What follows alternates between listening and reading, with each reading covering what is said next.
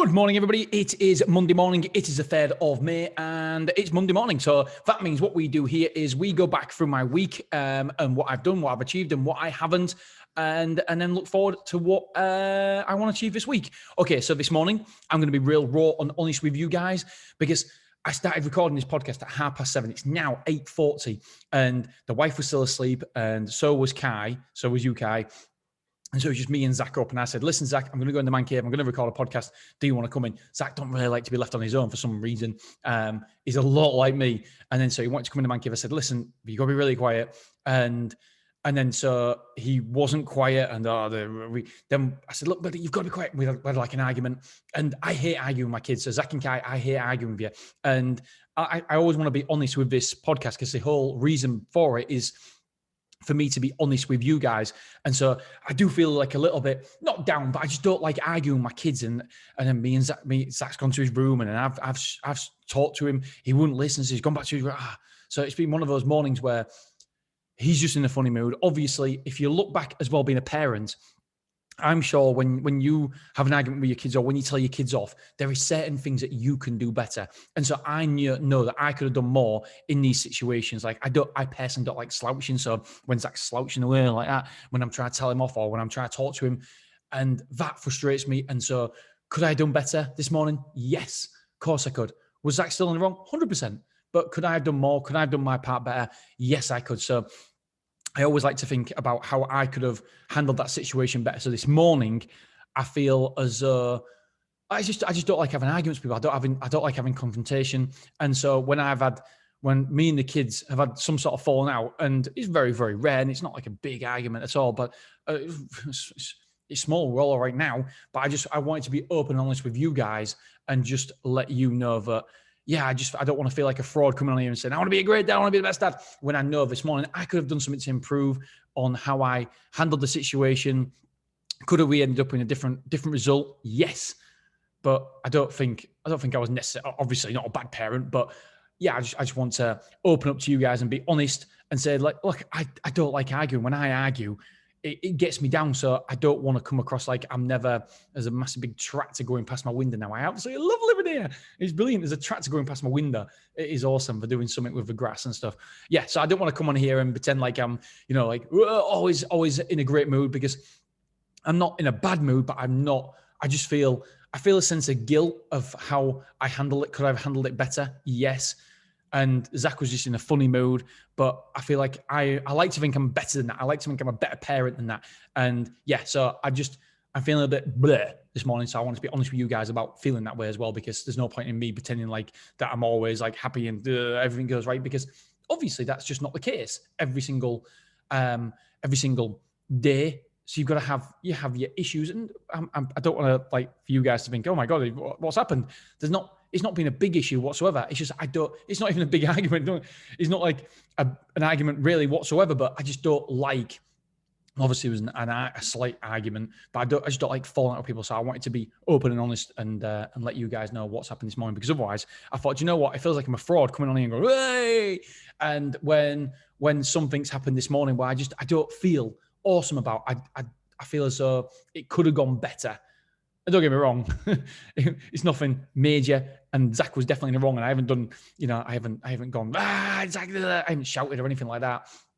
I feel as though I could, if we take full responsibility for our actions and where we are and our relationships and where our relationships are, then if you take full responsibility, could I have done better in this situation? Yeah, I could have done better. So I wanted to be open and honest with you guys. Right, so on to week 15. I don't know why I've numbered these, but it's where it seems to work for me. So week 15, it's not 15. I don't think it's the 15th week in the year, but it's the 15th week that I've been working.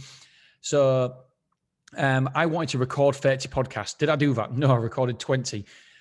Next 5 guests for storage. No, I reached out to loads of people and no one's got back to me, which is worrying. Go through AJ's course. Yes, I've gone through AJ's course. I haven't finished it, but I'm like 75% of the way through, so that's good.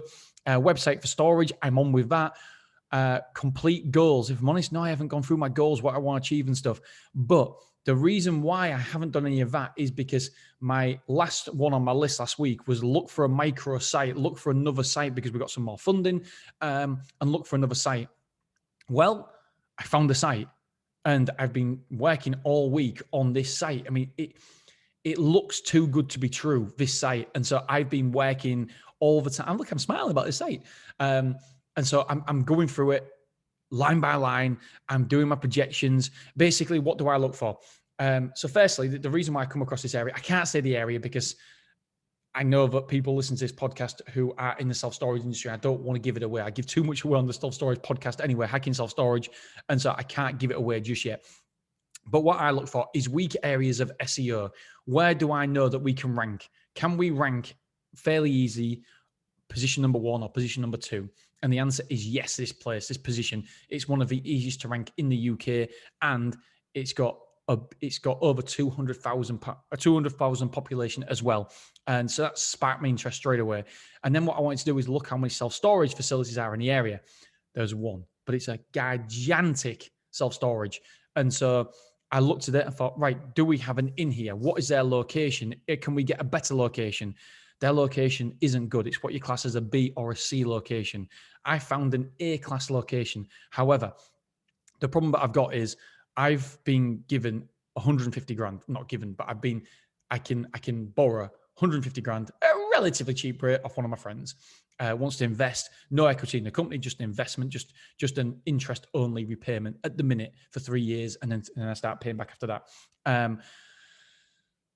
But the problem is, this site I've seen, it's going to be a huge site. It's 23,000 square foot, so that means it's going to be 46,000 square foot because we've got a mezzanine flooring. The mezzanine flooring is already in. And this location, the problem is it's going to cost the best part of 400 to 450,000 pound of cash flow that I need. I've only been given 150 grand, so I'm 300 grand short, but it's over a period of time. So I've got to do some cash flow forecast, have a look when that dropout is. Can Stormore help with that dropout of cash flow? But then don't forget Stormore's helping with Clough Road, the dropout of cash flow there. So can we do it? Is it a balanced act? Is it a risk that I want to take? My problem is I'm a risk taker. Could it backfire? Yes. Could it upset what we've already achieved? Yes. Zach and Kai, if you're listening to this now, you're probably thinking, Dad, don't do it. This is the one thing. This is the one. This is the one that it's like the Jenga. It's a little block that it's knocked down the whole house of cards. But what's the upside? The upside is that this facility, at the end of 6 years, this is very, very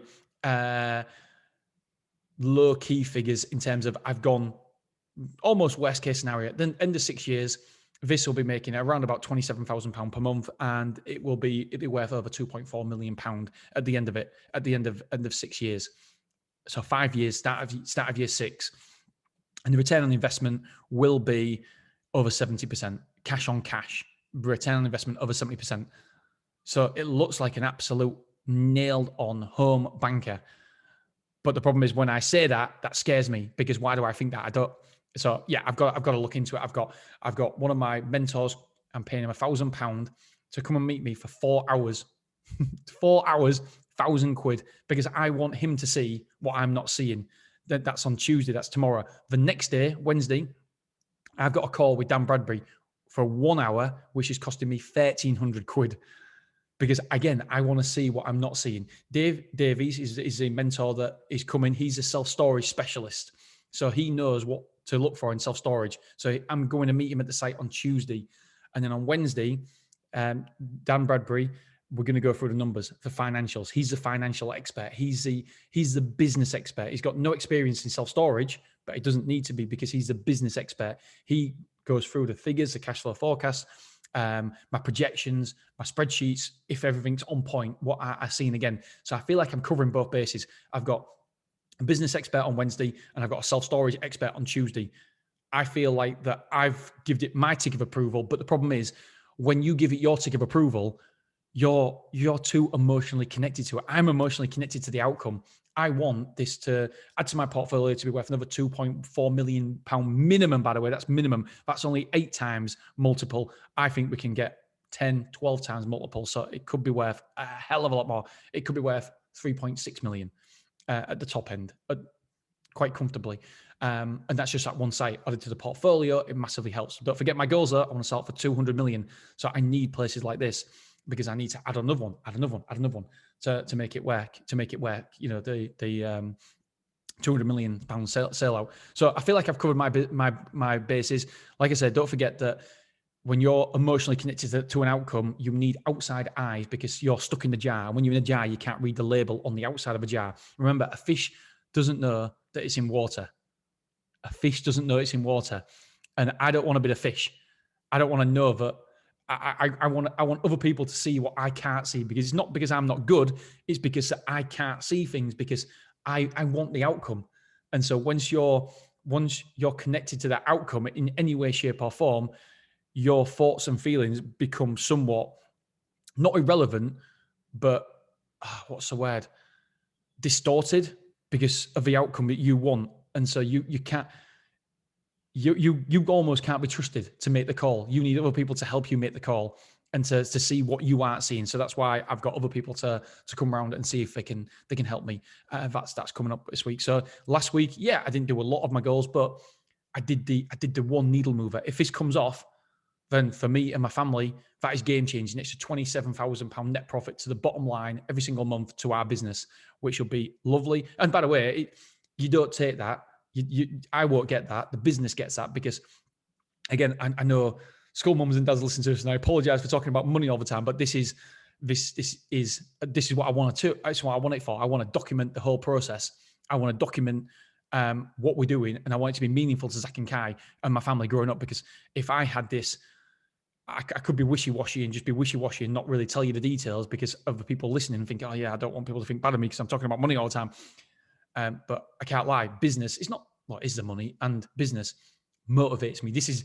It's bank holiday Monday now, but this is what excites me. This is genuinely my hobby as well. So this is like, some people are runners, some people are football, I like football as well. But this is my hobby, and I'm well aware of me talking about things like this as well. I heard. It's amazing the people that you don't think will be listening, but are listening. So I'm well aware that I can come across like throwing money around, but I want you to understand that when I say £27,000 profit per month, that's at the end of 5 years, but that's also the business's profit. Yes, I own the business, but it's not like you just take it out, because that money, this is where business owners go wrong. They don't reinvest that profit. So I won't be taking that 27 grand out every single month. I'll be then that in 5 years' time, that 27 grand a month will go to help other businesses grow, because obviously I want to grow the whole portfolio of a business. So then it'll go to another, that £27,000 will go to another shortfall of another business. So I'll be opening another self-storage, but obviously it needs money every single month, because you've got all the rent and rates to pay, but you've got no customers when you open self-storage. So there's always that shortfall of cash. So yes, this one will earn £27,000 a month, but then that £27,000 will be going to plug a gap somewhere else. What's a new self-storage? What will need that money? So don't think that it's just 27 grand. Next 27 grand. Bloody hell, how much is it? Well, no, it's a business.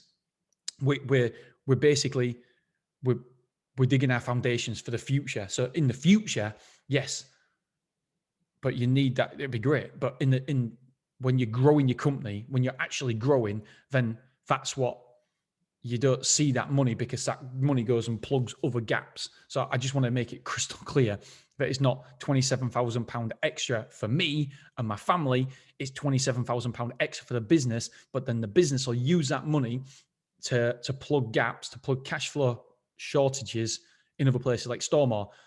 I don't actually know how much the Stormore facility. Oh, okay, let's take Beverly, for example. Beverly makes 10 grand every single month without fail, net profit.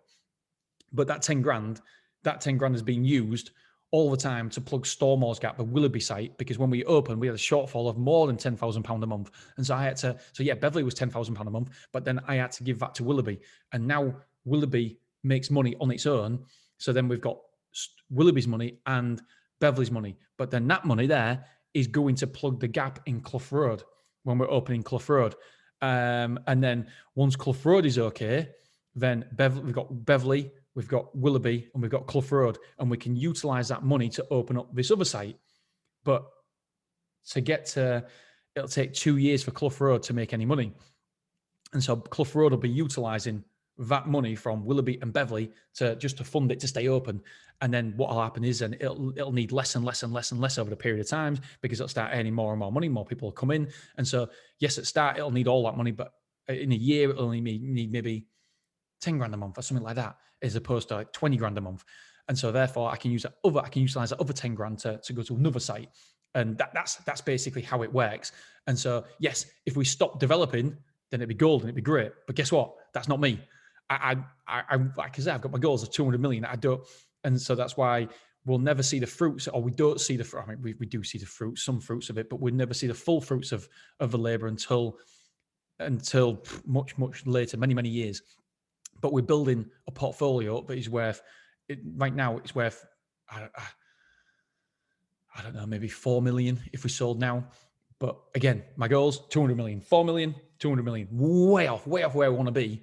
However, that's what we're doing. We're building for the future. So storage will never ever get you rich quick, but get you rich long term. And so that's what we're doing now. We're planning for the future. Hopefully I've explained it well. And I know a lot of people don't like listening for some reason English. And I know, by the way, most of my audience are from America, but most in England we don't talk about money. I was with my family the other day, and somebody asked me, if you don't mind me asking, how much is the football pitch costing? I'm like, mate, of course I don't mind. 20 grand, football pitch, yeah. But I'm an open book. I'm completely different to everybody else in the UK because we find money as this vulgar thing where we don't talk about it. And it's like, oh, it's just, I don't know. We just don't talk about it. But I think that we need to talk about money because that's what makes the world go round. And I don't know why it's this like taboo that we don't talk about. So I know I'm going on a bit, but basically some people I know who listen to this will be thinking, I don't know, just about all this money thing kind of thing. But it's not about that. It's about the goals for me. And it's obviously about making sure the family's okay as well, but it's about the goals and creating wealth, long-term wealth for generational wealth for many. My job isn't to look after myself because I feel like that now we can stop right now and that's it. Me and my family, immediate family, would be okay for the rest of our lives. But that's not my job. My job is to create generational wealth for Zach and Kai, for Zach and Kai's kids. But there's a fine line of making sure that you don't give them too much because you want them to be resourceful and resilient and stuff. And money, when you give money to that equation, then the more money you give, you pay for it with resourcefulness and resilience as well. You kind of lose that, and so you don't want to. So yeah, it's a question for another time. And also, I can't lie, I'm a bit selfish because I enjoy doing it. I love doing it, and this is something that my passion's about.